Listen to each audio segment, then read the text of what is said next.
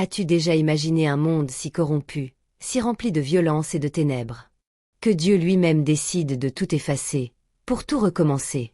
Voici l'histoire du déluge, le jour où la terre entière fut recouverte par les eaux. Mais aussi le jour où un seul homme et sa famille furent sauvés grâce à leur obéissance et leur foi. Reste jusqu'au bout, car ce récit ancien parle aussi de toi aujourd'hui. La Bible nous dit: L'Éternel vit que la méchanceté des hommes était grande sur la terre, et que toutes les pensées de leur cœur se portaient chaque jour uniquement vers le mal. Les hommes s'étaient éloignés de Dieu. La terre était devenue un lieu de violence, d'idolâtrie, d'immoralité extrême. Dieu fut profondément attristé d'avoir créé l'homme.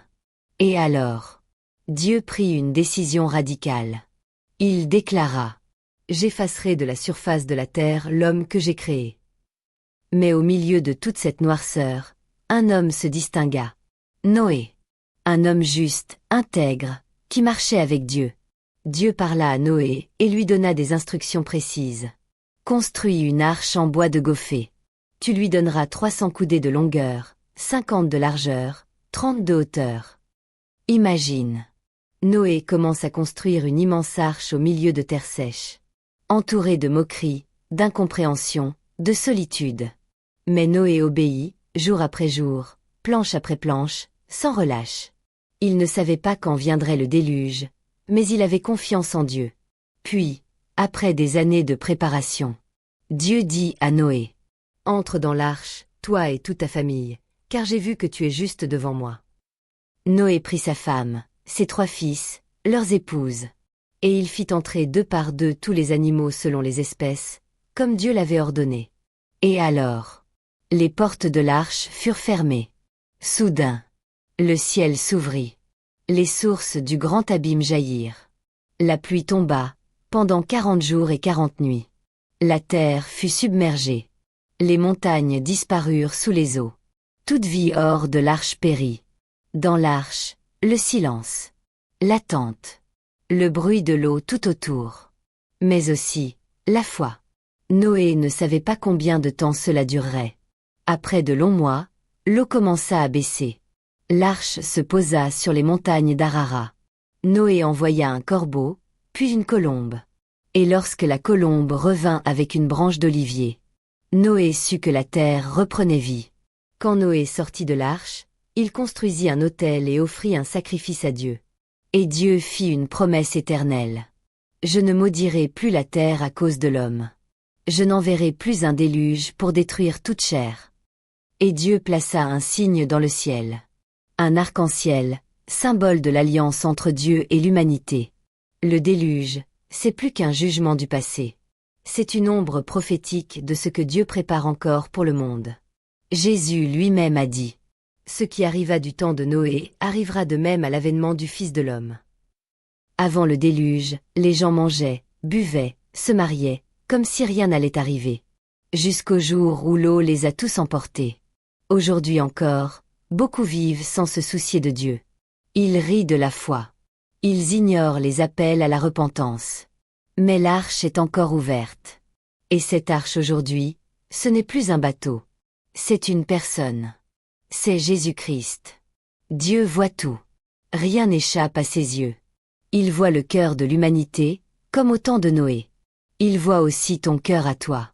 Et s'il y trouve la foi, il t'appellera comme Noé. L'obéissance sauve. Noé n'a pas été sauvé parce qu'il était parfait, mais parce qu'il a écouté et obéi, même quand ça n'avait pas de sens. Toi aussi, Dieu peut te dire: construis ton arche. Même si les gens te regardent bizarrement, même si cela te coûte, obéis. Dieu donne toujours un chemin de salut avant le jugement. L'arche était grande, stable, solide. Elle pouvait accueillir. Aujourd'hui, c'est le cœur de Jésus qui est grand, stable, solide. Et il peut encore accueillir ceux qui viennent à lui. Le jugement ne dure pas éternellement. Le déluge a eu une fin. Dieu ne reste pas dans la colère. Il prépare toujours un renouveau. L'arche construite par Noé était le seul endroit sûr sur toute la terre. Toutes les autres options ont été submergées. Tous ceux qui refusaient d'y entrer ont péri. Aujourd'hui, le monde est de nouveau rempli de violence, de corruption, de confusion. Mais Dieu a encore une arche. Une seule, Jésus-Christ. Il a dit: Je suis le chemin, la vérité, et la vie. Nul ne vient au Père que par moi. Jean 14h06. Comme Noé appelait les gens à entrer, Jésus aussi t'appelle. Il est la porte. Il est la barque. Il est le refuge. Et voici la bonne nouvelle. Contrairement à l'arche de bois, celle-ci est ouverte à tous. Pas seulement à une famille, mais à toute nation, toute langue, tout peuple, tout cœur sincère. Le monde court vers un autre jugement. Pas par l'eau, cette fois, mais comme l'a prophétisé la parole, par le feu, par la vérité, par le retour du roi. Mais Dieu, dans son amour, ne veut pas que personne périsse. C'est pourquoi Jésus est venu, pour nous sauver avant que la porte se referme. Tu entends cette voix, là, maintenant? Ce n'est pas un hasard. C'est Dieu qui te parle, et qui t'invite à entrer. Écoute bien. Noé a construit l'arche dans la foi. Il a obéi à Dieu dans le silence. Il a averti pendant des années. Mais le jour est venu où Dieu a fermé la porte. Et une fois que la pluie a commencé à tomber, il était trop tard. Aujourd'hui, le monde rit encore. Les cœurs sont froids, distraits, arrogants. Mais Dieu attend encore. Il garde la porte ouverte. Et cette porte, c'est Jésus. Il n'y a pas deux arches. Il n'y a pas trois chemins. Il n'y a qu'un seul refuge, un seul salut, Jésus-Christ. Il t'attend. Il t'appelle. Il veut t'accueillir avec ta douleur, ta honte, ton passé, tes doutes. Mais il faut entrer maintenant. Pas demain. Pas plus tard. Car personne ne sait quand la pluie commencera à tomber. Si tu entends cet appel, ne reste pas dehors. Ne repousse pas ce moment. Fais une prière simple, mais vraie. Seigneur Jésus, je veux entrer dans l'arche. Je veux être sauvé. Je te donne mon cœur. Lave-moi, restaure-moi, abrite-moi dans ton amour. Je crois que tu es mon refuge. Je veux marcher avec toi, comme Noé. Aujourd'hui, je dis oui. Je te choisis. Amen. C'est tout. Et quand tu entres, la pluie peut tomber. Tu seras en sécurité. Parce que tu es dans le Christ. Quand les eaux se retirèrent. Quand la terre fut sèche. Quand Noé et sa famille sortirent de l'arche. Tout était nouveau. Le monde avait été nettoyé. Mais le cœur de l'homme, lui, avait toujours besoin de Dieu. Noé bâtit un autel. Il adorait. Il remercia Dieu. Et Dieu renouvela sa promesse d'alliance. Un arc-en-ciel brilla dans le ciel. Je ne détruirai plus jamais toute vie par un déluge. Mais Dieu donna aussi un commandement nouveau à Noé et à ses fils. Soyez féconds, multipliez-vous, et remplissez la terre. Ainsi, Sem, Cham et Japheth reçurent chacun une part dans l'avenir du monde. Sem devint l'ancêtre des peuples sémites, les Hébreux, les Arabes, les Assyriens. C'est de lui que viendra plus tard Abraham, puis le peuple d'Israël, et enfin Jésus-Christ lui-même. Sem représente la lignée de la promesse, la lignée spirituelle. Cham est le père de Canaan, et d'autres peuples d'Afrique et d'Égypte. Un jour, il manqua de respect à son père Noé et sa descendance fut marquée d'une malédiction, non par haine, mais comme conséquence d'un acte grave. Il représente la voie de la rébellion, du mépris, mais aussi du pardon futur. Japheth est à l'origine des peuples d'Europe et d'Asie mineure. La Bible prophétise qu'il habitera dans les tentes de Sem, annonçant une ouverture du salut aux nations païennes. Japheth représente la grâce étendue au monde entier. Noé, un homme de Dieu, recommence la terre. Mais très vite, l'histoire montre que le péché est encore là. Un simple incident familial. Un manque d'honneur. Une parole. Et le schéma ancien recommence. Car le déluge a effacé le mal extérieur. Mais seul Dieu peut guérir le mal intérieur. C'est pourquoi, même après le déluge, l'homme a encore besoin d'un sauveur. Les descendants de Noé se multiplièrent. Ils parlèrent une seule langue. Ils avancèrent ensemble, et s'installèrent dans une vaste plaine en Mésopotamie, appelée Shinéar. Et là, ils prirent une décision. Allons, bâtissons-nous une ville, et une tour dont le sommet touche au ciel. Faisons-nous un nom, afin que nous ne soyons pas dispersés. Leur objectif? Se faire un nom. Atteindre le ciel sans Dieu. Rester unis sans obéir au plan divin. Ils voulaient l'unité sans soumission. Ils voulaient la grandeur sans sanctification. Ils voulaient le ciel, sans Dieu. Ils utilisèrent la brique au lieu de la pierre. Et le bitume au lieu du mortier.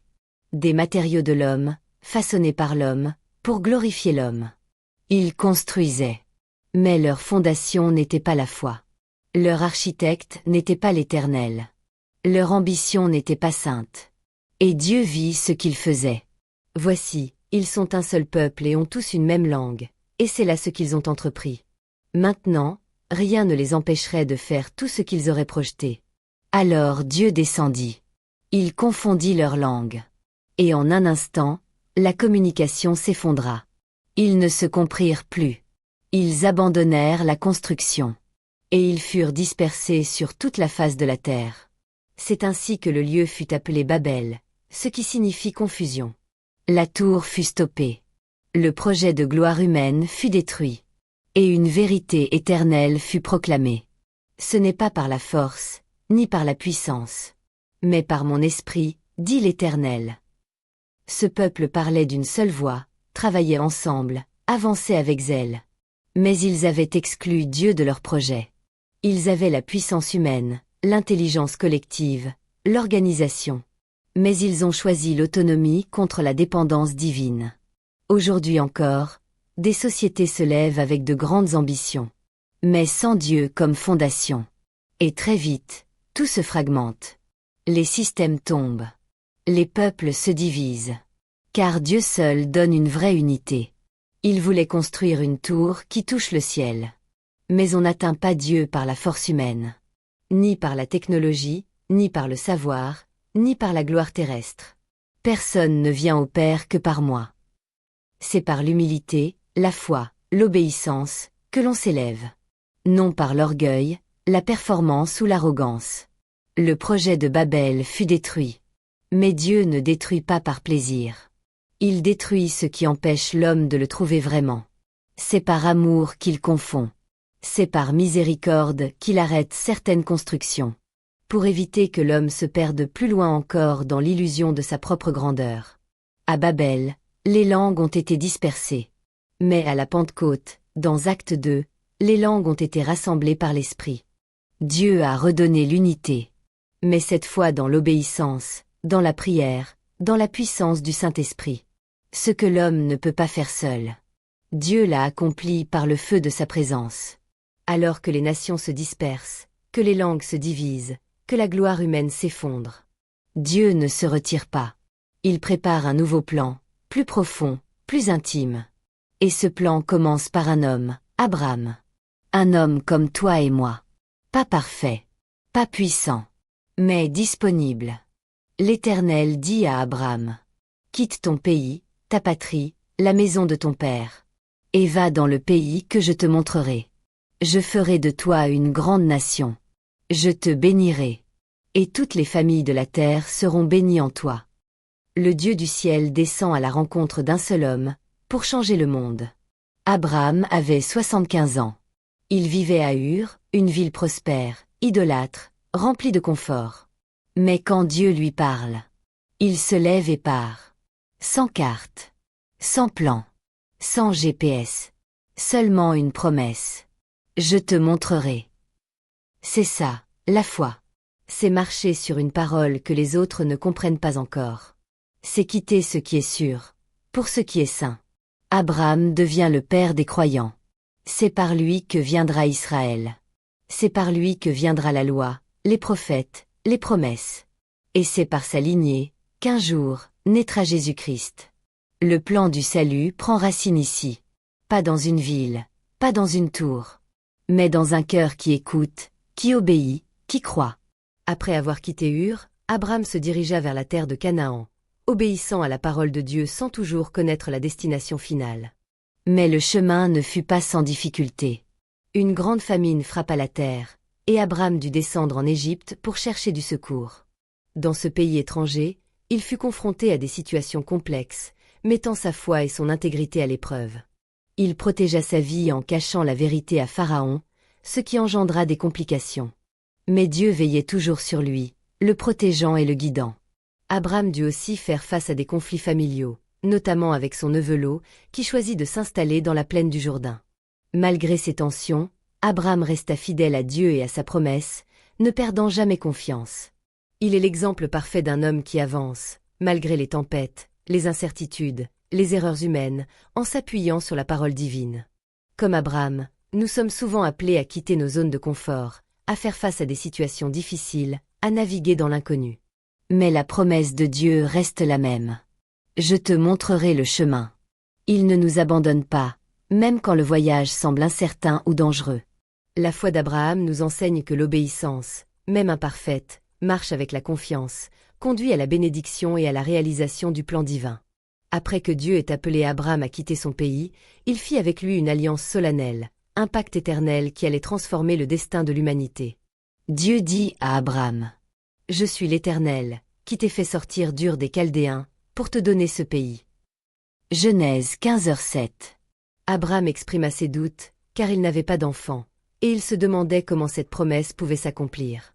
Alors Dieu fit descendre Abraham dans une vision profonde, et lui dit: « Sache que ta postérité sera étrangère dans un pays qui n'est pas à eux, et qu'on les asservira là pendant 400 ans. » Mais Dieu le rassura en scellant son alliance par un acte symbolique. Abraham coupa des animaux en deux, et Dieu, représenté par une flamme, passa entre les morceaux, signifiant que Dieu s'engageait à tenir sa promesse. Dieu déclara alors: « Ta postérité sera comme la poussière de la terre, tu t'étendras à l'ouest, à l'est, au nord et au sud. Toutes les familles de la terre seront bénies en ta postérité. » Cette alliance n'était pas seulement pour Abraham, mais pour toutes les nations. Elle annonçait la venue du Messie, Jésus-Christ, descendant d'Abraham, qui apporterait le salut à toute l'humanité. Cette alliance nous enseigne que Dieu est fidèle à ses promesses, même quand nous ne voyons pas immédiatement leur accomplissement. Elle invite chaque croyant à marcher dans la foi, à s'appuyer sur la parole de Dieu, à attendre avec patience la réalisation des promesses divines. Des années après l'alliance, Dieu donna à Abraham et à Sarah un fils, Isaac, le fils de la promesse. Mais un jour, Dieu mit Abraham à l'épreuve suprême. Il lui demanda de prendre Isaac, son unique fils, et de l'offrir en sacrifice sur une montagne. Imagine la douleur d'Abraham. Le Père qui tient dans ses bras le cadeau de Dieu, la promesse incarnée. Pourtant, Abraham obéit sans hésiter. Il marcha, portant le bois, le feu, et son fils, jusqu'au lieu désigné. Mais au dernier moment, un ange de Dieu l'arrêta. « N'élève pas ta main contre l'enfant. » À la place, un bélier fut offert en sacrifice. Cette histoire montre la foi d'Abraham, prête à tout sacrifier, même ce qu'il aimait le plus. Mais elle annonce aussi, en nombre, le sacrifice ultime. Dieu donnera son Fils unique, Jésus-Christ, pour sauver l'humanité. Comme Abraham, nous sommes appelés à faire confiance, même dans les moments d'épreuve. À croire que Dieu a un plan, même quand tout semble incompréhensible. Et à reconnaître que Dieu est fidèle. Il pourvoit, il sauve, il renouvelle. Le sacrifice demandé à Abraham n'était pas seulement un test de foi personnelle. C'était une préfiguration prophétique du plus grand sacrifice de tous les temps. Dieu, dans son amour infini, allait lui-même offrir son Fils unique, Jésus-Christ. Non pour un test, mais pour le salut de toute l'humanité. Comme Isaac portait le bois pour le sacrifice, Jésus porta sa croix jusqu'au calvaire. Comme Abraham accepta de sacrifier ce qu'il aimait le plus, Dieu offrit son Fils bien-aimé. Au dernier moment, Dieu fournit un bélier pour remplacer Isaac. Ce bélier est un symbole puissant. Jésus est ce sacrifice parfait, l'agneau de Dieu qui enlève le péché du monde. Cette histoire nous rappelle que le salut ne vient pas de nos efforts, mais de la grâce de Dieu manifestée par le sacrifice de Jésus. Cette parabole spirituelle invite chaque croyant à mettre sa foi en Dieu seul, même quand le chemin est difficile. Comprendre que Jésus est l'ultime réponse à notre besoin de rédemption. Vivre une vie d'obéissance, de confiance et de gratitude. L'histoire d'Abraham et d'Isaac nous enseigne que la foi véritable est un acte d'abandon total à Dieu. Quand Dieu demande, même ce qui nous est le plus cher, il sait ce qu'il fait. Abraham a montré un courage et une confiance exceptionnels, acceptant de suivre Dieu même dans l'inconnu et la douleur. Mais cette histoire est aussi une promesse. Dieu ne nous demande jamais un sacrifice sans provision. Il pourvoit toujours un secours, un substitut, un salut. Et ce salut est en Jésus-Christ, le seul capable de nous délivrer du péché et de la mort. Comme Abraham, nous sommes invités aujourd'hui à répondre à l'appel de Dieu, à lui remettre nos doutes, nos peurs, nos Isaac personnels, à marcher par la foi et non par la vue, et à croire fermement que, dans tous les moments, Dieu est fidèle, qu'il pourvoit, qu'il sauve et qu'il aime. Isaac naquit, accomplissant la promesse que Dieu avait faite à Abraham et Sarah dans leur vieillesse. Il était l'enfant de la foi, le lien vivant entre la promesse de Dieu et son accomplissement futur. Isaac grandit, épousa Rebecca, et ils eurent 2 fils, Ésaü et Jacob. Cette famille devint le centre de nombreuses épreuves, rivalités et bénédictions. Dès leur naissance, les jumeaux furent en conflit, symbolisant 2 voies opposées. Ésaü, l'aîné, était robuste et impulsif, tandis que Jacob était rusé et réservé. Plus tard, Jacob, avec l'aide de sa mère Rebecca, obtint la bénédiction paternelle, ce qui provoqua la colère d'Ésaü et força Jacob à fuir. Malgré ses défauts et erreurs, Jacob fut béni par Dieu et devint le père des 12 tribus d'Israël. Dieu renouvela avec lui l'alliance faite à Abraham, promettant que sa postérité serait nombreuse et que toutes les nations seraient bénies en lui. L'histoire d'Isaac, Ésaü et Jacob nous montre que Dieu travaille à travers des vies imparfaites, qu'il peut transformer des rivalités en bénédictions, et que sa promesse tient, même dans les luttes humaines. Les 12 fils de Jacob, devenus les patriarches des 12 tribus d'Israël, ne sont pas seulement des figures historiques. Ils représentent les fondations spirituelles du peuple de Dieu, chacune avec une signification profonde qui éclaire notre relation avec Dieu aujourd'hui. Les 12 tribus, bien que différentes, forment un seul peuple choisi par Dieu. Cette unité reflète l'Église aujourd'hui, composée de croyants de toutes origines, unis en Christ malgré leurs différences. Avant de mourir, Jacob bénit ses fils en prophétisant leur avenir. Ces bénédictions montrent comment Dieu travaille avec chaque caractère, chaque force, et même chaque faiblesse pour accomplir ses plans. Cela nous rappelle que Dieu connaît notre histoire personnelle et veut nous bénir, malgré nos imperfections. Chaque tribu avait un rôle, une responsabilité, et un territoire spécifique. Cela souligne que Dieu appelle chacun à une mission unique, une place spécifique dans son plan. Aujourd'hui, nous sommes appelés à reconnaître notre identité en Christ et notre rôle dans son œuvre. Les tribus annoncent aussi la venue d'un Sauveur, descendant de la tribu de Juda, qui apportera la rédemption. Cela nous invite à garder la foi dans l'accomplissement des promesses divines, à travers Jésus-Christ. Le Nouveau Testament reprend cette image des 12 tribus, non plus comme une division ethnique, mais comme un symbole de la communauté de croyants. L'Apocalypse parle des 144 000, représentants des tribus d'Israël, montrant que Dieu prépare un peuple rassemblé et sanctifié. Cette histoire nous appelle à chercher notre place dans le corps de Christ, honorer la diversité des dons et des missions, vivre dans l'unité fondée sur l'amour divin, garder la confiance dans les promesses de Dieu, même quand les circonstances sont difficiles. Frères et sœurs, aujourd'hui, l'histoire d'Abraham, d'Isaac, de Jacob et des 12 tribus nous parle encore. Elle nous rappelle que Dieu appelle chacun de nous à une vie de foi, d'obéissance et de confiance. Comme Abraham, Dieu t'invite à quitter tes sécurités, tes doutes, tes peurs, à marcher dans la promesse, même quand le chemin est incertain. Comme Isaac et Jacob, tu peux rencontrer des épreuves, des conflits, des moments difficiles. Mais souviens-toi que Dieu travaille toujours à travers tes combats pour faire grandir sa bénédiction en toi. Et comme les 12 tribus, Dieu veut que tu trouves ta place unique dans son plan. Tu n'es pas là par hasard. Tu as un rôle, une mission, un appel. Alors aujourd'hui, réponds à cet appel. Laisse la foi grandir dans ton cœur. Choisis de suivre Dieu, même quand c'est difficile. Fais cette prière simple avec moi. Seigneur Dieu, je viens à toi aujourd'hui. Je remets ma vie entre tes mains. Aide-moi à marcher dans ta promesse. Donne-moi la force de te faire confiance. Même quand je ne comprends pas tout. Guide-moi sur ton chemin de vérité et de vie. Je veux faire partie de ta famille. De ton peuple béni et aimé. Au nom de Jésus, Amen. N'oublie jamais, Dieu est fidèle. Il accomplit ses promesses. Et il t'appelle, toi aussi, à vivre dans sa paix, son amour et sa victoire. Alors, Lève-toi aujourd'hui avec courage. Marche par la foi. Et deviens le témoignage vivant de la puissance de Dieu dans ce monde.